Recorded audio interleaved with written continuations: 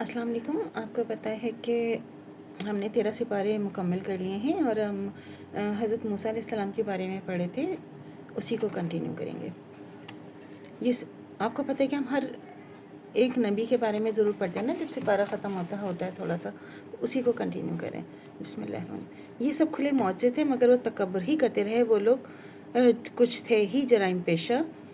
133۔ اور جب ان پر کوئی عذاب آتا تو کہتے اے موسیٰ ہمارے لیے اپنے رب سے اس بات کی دعا کیجیے کہ جس کا آپ سے عہد کر رکھا ہے، اگر آپ اس عذاب کو ہم سے ہٹا دیں تو ہم ضرور بضرور آپ کے کہنے پر ایمان لے آئیں گے اور ہم بنی اسرائیل کو بھی رہا کر کے آپ کے ہمراہ کر دیں گے۔ 134۔ پھر جب ہم ان سے اس عذاب کو ایک خاص وقت تک ہٹا دیتے ہیں، اس تک ان کو پہنچانا تھا تو وہ فوراً شکنی کرنے لگتے۔ 135۔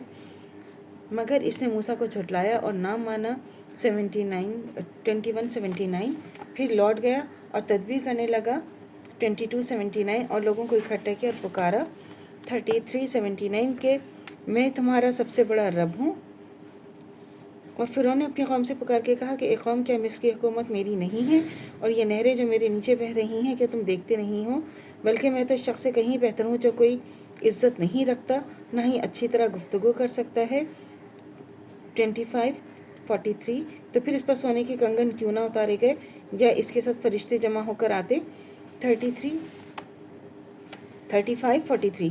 غرض فرعون نے اپنی قوم کو عقل مار دی اور انہوں نے اس کی بات مان لی، بلا شبہ وہ نافرمان لوگ تھے۔ 43:54۔ ہم نے موسیٰ کی طرف وحی کی اور ہمارے بندوں کی راتوں رات نکال لے جاؤ، پھر ان کے لیے دریا میں لاٹھی مار کا خشک راستہ بنا دیا، پھر نہ تم کسی کے تعقب کا خوف ہوگا نہ کسی قسم کا اندیشہ رہے گا۔ تو فرعون نے شہروں میں نقیب روانہ کیا اور پھر فرعون نے اپنے لشکر کو لے کر ان کا تعقب کیا۔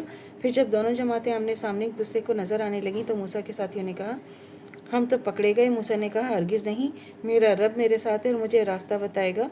پھر ہم نے موسیٰ کو وحی کی کہ تم اپنی لاٹھی دریا میں مارو تو دریا پھٹ گیا، پھر ہر ٹکڑا بڑے پہاڑ کی مانند ہو گیا، اور ہم نے دوسرے فریق کو پھر وہاں قریب تر کر دیا۔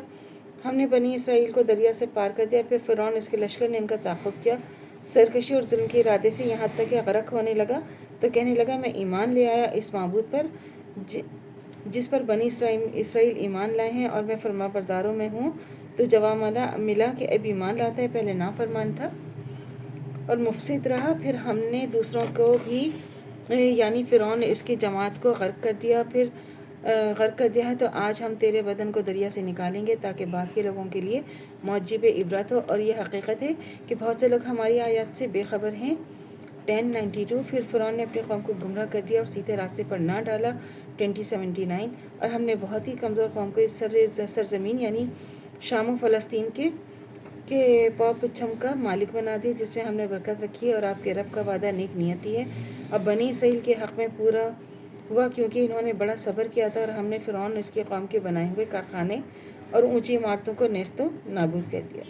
اور ہم نے بنی اسرائیل کو دریا یعنی بجزے بحر قلزم و احمر سے پار اتار دیا، تو ان کا گزر ایک قوم قبیلہ لحم پر سے ہوا جو اپنے چند بتوں کے لیے بیٹھے تھے۔ کہنے لگے اے موسیٰ، آپ ہمارے لیے ایک معبود ایسا تجویز کر دیجئے جس کے جیسا کہ ان کے یہ معبود ہے۔ تو آپ نے کہا واقعی تم بھی ایک جاہل قوم ہو، بے شک جس کام میں یہ لوگ لگے ہوئے ہیں وہ تباہ اور برباد ہو جائیں گے، ان کا یہ کام ان کے کسی کام نہ آئے گا۔